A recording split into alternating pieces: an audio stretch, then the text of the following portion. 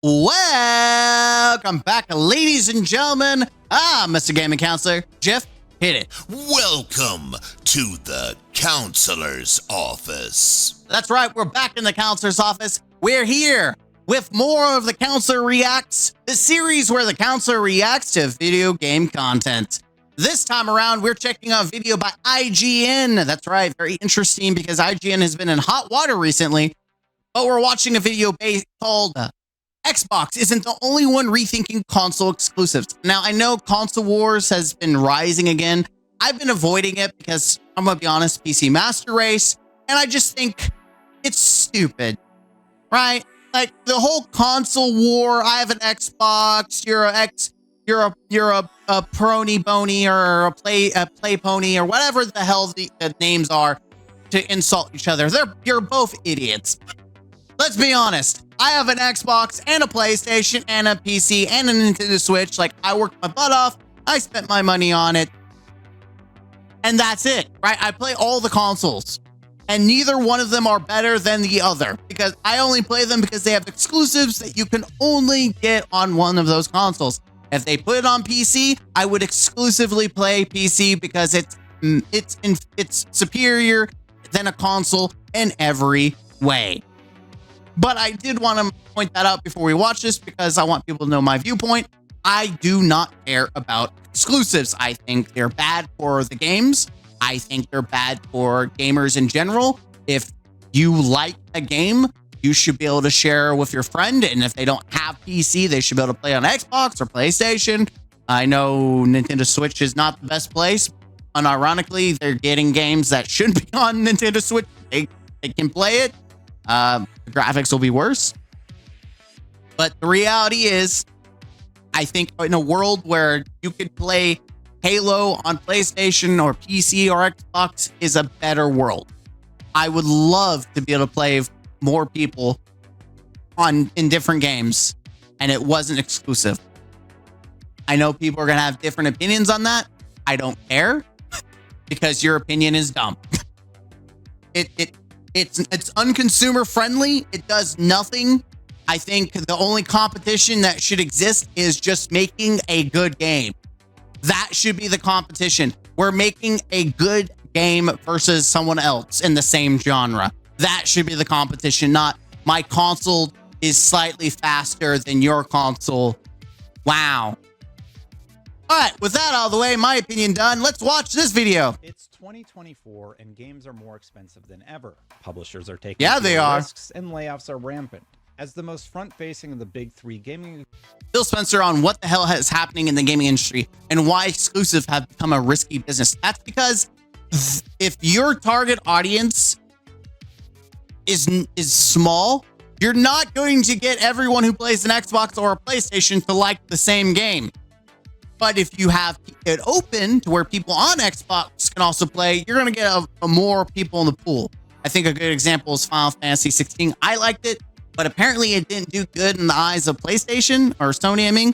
And so if they had it where people on Xbox could play, they would have more sales. Executives, Xbox CEO Phil Spencer sat down for an interview to lament the current state of the video game space. How does this industry get back to growth was the resounding question he left us with in a recent interview with Polygon. It's clear that console sales aren't seeing the growth that even leaders in this regard would like. PlayStation is porting games to PC via Steam. Xbox is expanding its release strategy to include Steam, PlayStation. And I think that's a good thing. I think Xbox is taking they're playing smart. Xbox is actually, in my opinion, a better service than PlayStation. Why? Because it has Game Pass, which is a good service in general. I played several games. In fact, I played Halo Infinite on Game Pass for like $1. And I was able to avoid spending money on that train wreck. And then, I actually bought the campaign because I owe all Halos. So I bought it for half price. That's besides the point. The point is you can enjoy different games on Game Pass and not spend $60, $70. Like, you can enjoy it. If it's a bad game, that's a great deal. Like, that to me is a great deal. You get to play it. You got your money's worth from Game Pass because you're playing a different variety of games. I think that service is better. And the fact that they're willing to share their game with people on PlayStation also good. I think that's going to get more people into those series, going to get more sales. More sales is good for a company and consumers, because if a game does good, then that series continues on, which is fantastic. And Nintendo, and it's becoming clear that there's seemingly a consensus between PlayStation and Xbox that the entire industry is going through a recalibration, starting with console exclusives. The recalibration has been accelerated thanks to a massive wave of layoffs. But I think the layoffs is also due to COVID. A lot of people were playing more games because they were stuck at home, and so sales went up. And now that things have returned to normal, people are wanting to be outside more. People are focusing on self-care. Not everyone, but there is a rising population that is seeing the benefits of taking care of oneself, especially body-wise. And so that's what they're doing. That has roiled the video game industry. We covered the impact those layoffs have on those who create games before, and as thousands of applications flood the inboxes of the few companies looking to hire, it's likely many of the displaced will move on to new industries in the future. The entire industry is resetting to the commercial reality, with some companies realizing they have overexpanded, become unfocused in their strategies, or become overstretched financially. Yeah, I mean, it makes sense. Like I said, COVID really shook things up, because COVID really opened the doors for people to invest in gaming. And also, I think another reason why consoles in general, those kind of games are not doing nearly as hot, especially exclusive wise, is because people are starting to invest more and more in PCs. Like, you can get value budget PCs. Getting a PC, even a gaming laptop, even though it may not be high quality, you can still get laptops or low budget PCs for fairly cheap. I mean, even the same cost as a console, you can get about, I wouldn't say the same, but you can get around the same quality and still play games that you can only play on PC. You just will have to play it obviously on low res, which for some people is kind of like a big break or make situation. Like, if I have to play 60 frames and 720p or something, or low settings, I don't want it. And that's more power to you. But if you really want to play a game, you're going to play it regardless, right? Like, that's how I feel in general.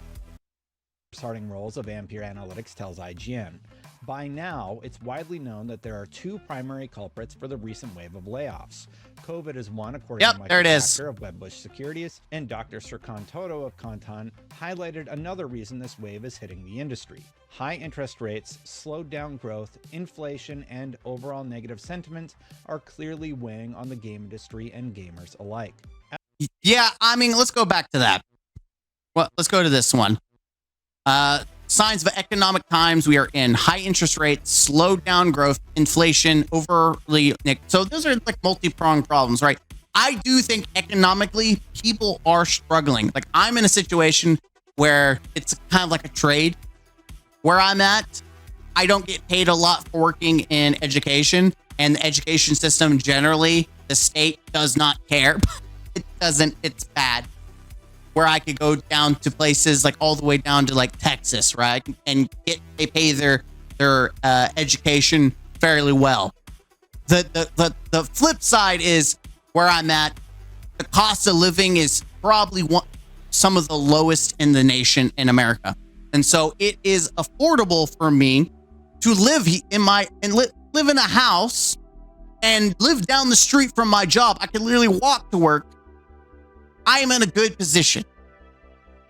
But that's not the same for everyone. There are places in the nation where people are being laid off. People aren't getting paid enough. People are fighting to survive. The last thing they're going to do is invest into a PC, but let alone a console or any games. Or there's people that have to be picky. And with how many duds that we've gotten in the console world and gaming world in general, people are going to be skeptical about pre-ordering or buying new games, because the $60, $70 they spend might be what they can spend for the month or even the year. And so they have to be very picky and choosy in what they spend the free money that they have. And so when you have that kind of situation, of course, you're not going to have high sales. Also, like I said, negative sentiment when you have trash games like Redfall, Starfield. Like there's a high population that looked at as a dumpster fire and it was hyped up, and people like, I feel like I lost money buying Starfield. I'm gonna be honest. I think it was garbage. I'm sure I can download mods to save it, but I shouldn't have to download a mod to save a game. I thought it was garbage and a waste of my $70, $80. But that's me. But some people, they don't forget, they don't move on. And so they don't buy games from these companies anymore. They won't invest in these companies anymore. And that's what you're seeing. The negative sentiments, people aren't going to buy games anymore. Alike.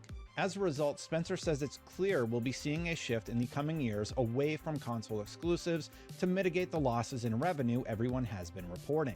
Well, The that's impact of smart. The revenue needed to break even on $300 million budgets has had devastating consequences in the form of mass layoffs. And here's the thing. They're talking about, like, a lot of these games are very expensive to make, but it's ironic because you have Power Worlds made by an indie company, and they had more success than some of these triple games are. Like they need to take a look at these indie games, and they need to follow through with what they're doing because they've got it right. These indie games are producing better quality games with less of a budget. Going forward, I believe the industry is not done yet seeing layoffs. We will see further bad news through 2024. Probably. The reply from Dr. Serkan Toto of Kantan Games is a concerning prediction that proves more true as the days pass in 2024. PlayStation, Xbox, and EA have drastically reduced their staff, making headlines at every major gaming publication. I truly feel bad for people who are losing their job. Like being in the gaming industry right now, it's bad. It's going to be worse. It is not, if you are considering getting a career in gaming, I don't think this is the time to do it. This is not the time to be chasing that. I would switch degrees or do something else computer wise that you can do at like a different kind of business, because gaming is in it, Chief.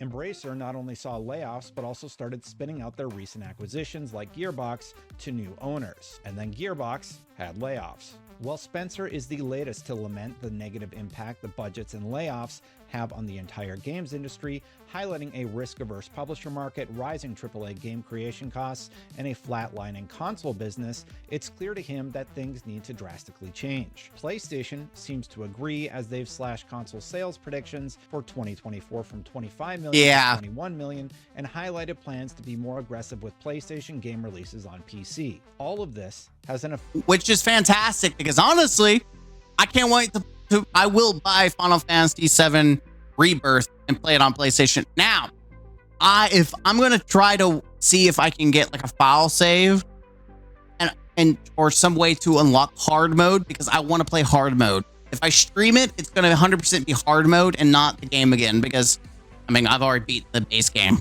Effect on the games industry as we know it, and more specifically, the console business. While PlayStation still champions the value of exclusive releases on its console, they've slowly but surely adopted a more aggressive PC release strategy as well.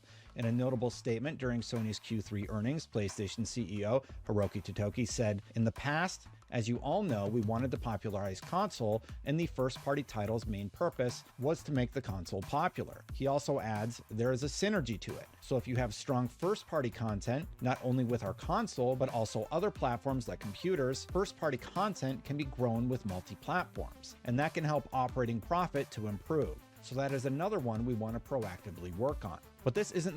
I mean, if here's the thing. A game could be popular because it's a good game. Like, I'll give you an instance. God of War, Final Fantasy VII. These are good games.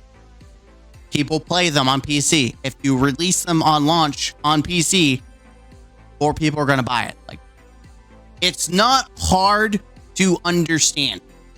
If you want to make sales, like, I get it. They want to try to...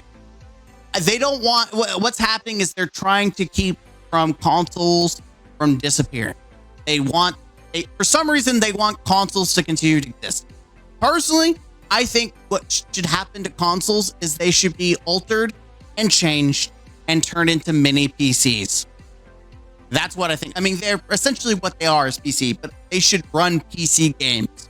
Like, they should become like a Steam Deck, a console Steam, essentially what they should be, where you can play Steam on it. You can play PC games.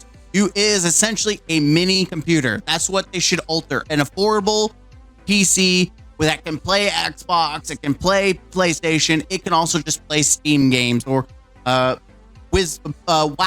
whatever. Like, whatever game you want to play, you should be able to play it. That's where I feel consoles, the era of consoles is essentially dying. And I think it's a good thing, because with more people getting into PC gaming, it only makes sense that consoles be turned into PCs, or their finalized, their realization is consoles themselves, exclusives, bad. We need this to be open. We need people to be able to play the game. I don't know. That's just my opinion. You can let me know what you think. I just think consoles should just become mini PCs where you can play whatever you want on them. The first time PlayStation has brought up its shifting perspective on console exclusives. Head of PlayStation Studios, Herman Hulst, also which is big because Sony has refused to change. May of 2023. PC has grown to become a substantial part of SNE's first-party business, extending the reach of our IP beyond the console to a broader audience of players. Jim Ryan echoed those sentiments on the same call, saying, in fact, already our PC business is a significant profit contributor. Parting roles of Ampere. Imagine that when you open it to, like, listen, console is a huge thing, but people don't realize that PC gamers are not a minority. Majority of gamers have PCs, whether it's a gaming laptop, a gaming rig. Most people who are serious about gaming or can afford it, there's the two components, right? You could be serious about gaming, have an Xbox or PlayStation, but you just can't afford a PlayStation or a PC. But most people, I would argue, have probably PCs over consoles, or both. Like me, like they might have both. But most people watch streamers who are on PC, content creators who are on PC, and they themselves want to be on PC because a lot of specific games you can only play on PC. Analytics dives in a bit. Or tablet. That PC games are also expanding into other realms.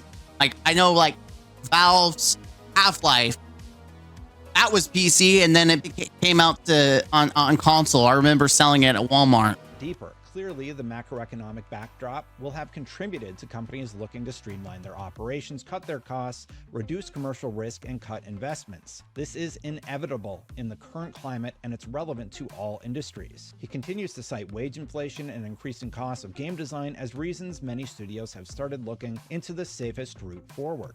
You know what's the safest route forward? Making a game people want, and it's fun. Take from How World. Because the developers, like, we want to make a fun game. It wasn't expensive compared to the games we have. And it wasn't like AAA, but it was a fantastic game.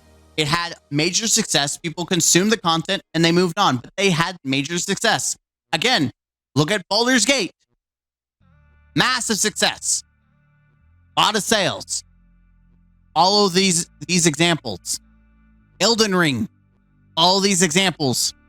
Which will also mean a more risk-averse market for a few years. One big-budget game getting canceled can lead to hundreds of layoffs, according to Pierce. All of these changes will reshape the industry and games we play for years to come. Gamers want more access in more places, and both Xbox and PlayStation are ready to appease that request to meet their ballooning budgets, albeit in different ways. For Xbox, it's releasing former console exclusives on rival hardware, while PlayStation is ramping up its... Wait, hold on. What was that? Forever Physical. Is that a reference to the issue going on where people were saying you're not able to own your game? So Forever Physical meaning as long as you have the disc, you can play this game forever. Like, is that what the reference is? Because I'm almost assuming Forever Physical is implying that you're going to be able to keep your game. Like, it feels like a nod. That's a whole different topic. for a different day. Rival hardware, while PlayStation is ramping up its PC porting business. That could mean fewer console exclusives as hardware sales forecasts are reduced, but more ways to play the games we love. While pure console exclusives still go some way towards driving console sales, more so for Nintendo than others, it has become clear that gamers now expect to be able to play games on a variety of devices. Daniel Ahmad. Yeah, Nintendo will never change. Like they keep all their exclusives. You'll never see Pokemon. I will be surprised, but you will never see Pokemon on Xbox or PlayStation, let alone PC. If you want to talk about dinosaurs and pride, that is Nintendo executives. Like, they almost have to all die, and then a generation that flips them the bird and says, screw the tradition, we're gonna make changes. That's what the drastic change that has to happen. All the old fogies have to pass along, and then the next generation has to flip them the bird and say, screw your tradition, we're gonna make this not exclusive anymore. Because Nintendo is, for years, I mean, I can remember back when I was in high school, Nintendo has been this way for over a decade. They have, even probably longer, they have said, screw it, we're doing things we want to do, even if it's not the benefit of the consumer, even if we can make more money, screw that, we ball, we're gonna do our own thing. So good luck seeing Nintendo change. Though I will say one thing that has changed is the fact that they used to be only Nintendo. You could not play anything else but Nintendo games on Nintendo. And now you're getting rated M games, you're getting blood, guts, all that things. You're getting other console games on Nintendo, which is huge. When I was working at Walmart and I saw that, I was like, holy crap, hell is frozen over. Nintendo is allowing games that aren't Nintendo games on their console. Holy crap. Director of Research and Insights tells us, even in Japan, where the console has traditionally been dominant and 41% of gamers played a console game in the past year, only 14% of all gamers exclusively play on console, according to our 2023 survey of Japanese gamers. See, 23%. Getting more access and more options for how to play is amazing news for customers. Absolutely. Again, more people are playing on PC nowadays. We don't live in the days where it was as gated. Yes, economics is an issue, but more people are able to afford a PC or save up and get a value budget PC, and they're able to play indie games. There's free games like Fortnite, Among Us, things that were very popular that people are playing. Like there's a bunch of cheap Steam games or live service games that people have just been playing nonstop. CSGO, like there's so many different things that people are doing and playing because more people are on PC. Porting to PC and mobile isn't a new strategy. It's happening at a much faster rate, and it will have a drastic impact on the console market and how we consume games in the future. Console platform holders have embraced a broader strategy over the past few years and will continue doing so with the aim of reaching gamers on non-console platforms, Ahmad tells IGN. And recent comments from Phil Spencer seem to indicate an incredibly aggressive approach in this respect. Hey, what are we doing? Swirling of an Xbox handheld that will be more open to services like Epic Games having a place on it, and hopefully services like... Okay. That's not what I meant when I said, I mean, it's a step in the direction I was just talking about, but making a handheld that you can play Epic Games on is not what I meant. Make a computer, not a handheld, not a Nintendo Switch.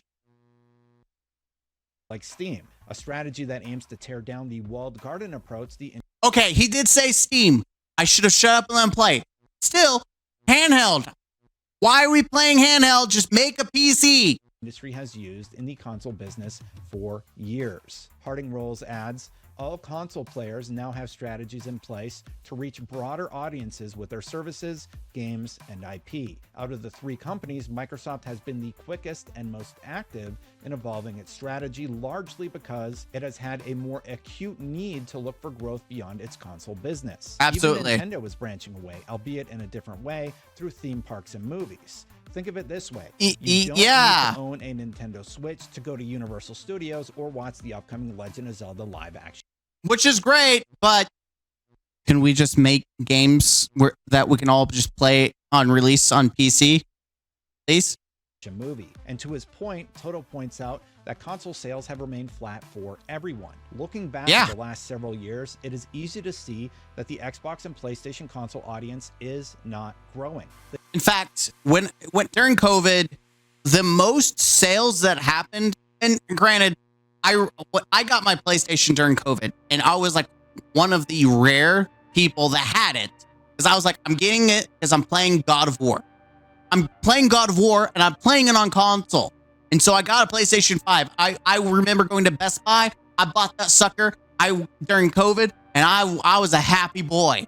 I was still in college, but I was a happy boy. I showed everyone, like, my PlayStation 5. Now it's over here. I mean, it's not collecting dust anymore because I just got them playing Final Fantasy 7 on it and then the Stellar Blade demo. But for a while, it's been collecting dust. My Xbox is definitely collecting dust. Like, I need to blow on that sucker because it's dusty over there. But yeah, like, I had the PlayStation. I wanted to play the game, but it was one game. I very rarely play on it. The data backs it up. No console, not even the highly successful Nintendo Switch, has... But, okay, well, that's not completely true because people were, during COVID, were also buying Nintendo Switches like their hotcakes, like a lot. Now, I imagine that COVID's over now with gaming kind of going downhill. I think people are less likely to buy a Switch unless it's for a kid. Managed to surpass the 160 million units the PS2 sold. In over 20 years, the closest was the Nintendo DS, which capped out at around 154 million units. Even the Nintendo Switch, that everyone points at as the bar for success, which is currently gearing up for a successor, is currently sitting just shy of 140 million units sold. So how will this impact you? That's a surprise. If you afford a purported $300 million into developing Spider-Man 2, it makes sense to invest a comparably modest sum to port it over to the PC to address a bigger audience and drastically improve the bottom. Yeah, for $300 million, you would be stupid not to try to expand to other sources. I don't even know like how many sales. Like let's try to do the math. I don't know if I can do the math, but let's do the math on the fly, shall we? Do you have let's say we have 3.0 0 0 0 0. That's a lot of zeros. That's 330 300 divided by, let's round it up. Let's just say 60. I know that's usually 80, but let's just do 60 for the bar. In order to make your money back, you need to sell 5 million copies. Like just for example, at $60 for 300 million, you would have to sell 5 million copies of that game to make your money back. I'm lying, Toto. And I don't know if you're going to get 5 million people on PlayStation. Says a win for the customer, in my opinion. There are two main factors driving the expansion to PC and mobile, Ahmad elaborates. The first is the opportunity in terms of audience size and player spending, especially in Asian markets. Oh yeah, they spend a lot on PC. The second factor is that AAA game development budgets have continued to grow over the past decade, which pushed many publishers to increase the price of console games from $60 to $70. Free-to-play games also need a large and engaged audience. And that's a big thing. Like, games are increasing in budget price, but the problem is they're making games prettier, but not fun. No one wants to play a pretty turd. No one wants to play a pretty turd. Just food for thought. audience to succeed over the long term, which may be limited by a capped console install base. Therefore, launching the games on PC or bringing first-party IP to mobile is a way to address these 2 points. Change can be scary for some, but take comfort in knowing that there's still a massive drive for spending on the console, which seems to indicate that console and hardware fans have nothing to worry about. A handheld strategy like... Unfortunately. Again, I think consoles should be turned into PCs, like value PCs. That's what they should be. And I think that's a win for everyone, like PlayStation people, Xbox people. If your console became essentially a PC where you can play Steam and all these other games, that's a win. That's more access, in my opinion. Being able to hook up your mouse and keyboard and treat it like a PC, that's a dub. Like the one Xbox is hinting at, is a sound one according to Rolls. Hardware-wise, there's a lot of innovation in the console market in recent years, focused largely on the handheld sector. I'm expecting that to continue over the next few years. And revenue-wise, there will always be a place for the console. Console represents around 1/3 of total global spend on video game software and services, which shows the opportunity for console platform holders when expanding to mobile and PC. In fact, the contrast is even more pronounced in Asia and MENA, where over 90% of player spending is generated on non-console platforms. There you go. Daniel Ahmad tells us. And Rolls backs him up. None of the companies can afford to exit the console market as a platform holder without significantly reducing their games revenue. So I expect them all to remain committed to the console market for years to come. Again, you don't have to leave the console market. Just turn your consoles into PCs. Because then everyone's on the same page. And then you at that point you're fighting the specs of the console matters more, because it implies that you can run Steam PC games better than the competitors, or you have more functionality built in. Like, say, PlayStation has Discord built into it, and you can play Discord with people on Steam. And I don't know. I don't even... Xbox could have it in there. I don't know. I don't know the specifics. I'm just trying to make an example, right? And I'm just an example. It could make it that way. Moral of the story: turn your consoles into PCs. There is a chance we will have Microsoft and Sony focusing a lot more on handheld and the cloud, especially after the Steam Deck revealed there is high demand for high-fidelity games on the go, Toto says. Yeah, today, I've not touched mine. One thing is clear. Change is coming. Change is here. Which is good. More games in more places and a better value for the gamer is a huge win. Absolutely. Console exclusives may become less and less common, but if that means these companies are going to create more options for you, I am all for it. Let me know what you think about this in the comments below. I'd love to hear your thoughts. For more on all things gaming, keep it right here at IGN. You know what's funny? Is that's what IGN needs to do. I'm going to give a like. That was so to the point. There was no agenda other than just giving actual information. IGN, do more of that. That's what people want to see. They don't need your political agenda bullcrap. They just want to know about the game. Good job, IGN. It was a good video. I think it was really good. Again, I don't understand the console wars. I do 100% believe that consoles should be turned into mini PCs, value PCs. It's a win for everyone. It's a win for people who can only afford it.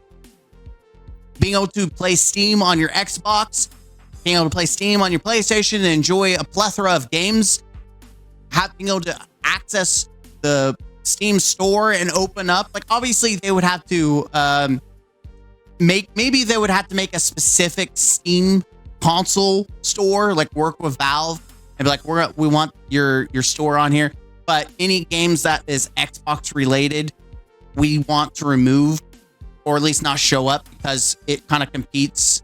We want to be able to just sell ours on ours, and everything else you can show. I don't know the technicalities of that. That's not my job. I'm just spitballing ideas. Let me know in the comments down below what you think. I'm Mr. Gaming Counselor. It was a good video. I enjoyed it. Again, IGN can definitely do good news when they focus on games. Actual news about games. Imagine that. Until next time, hit that like button, comment down below, and subscribe to the channel. We're almost to 1,000 subby wubbies. I thank you. Until next time, as always, game out. Huzzah!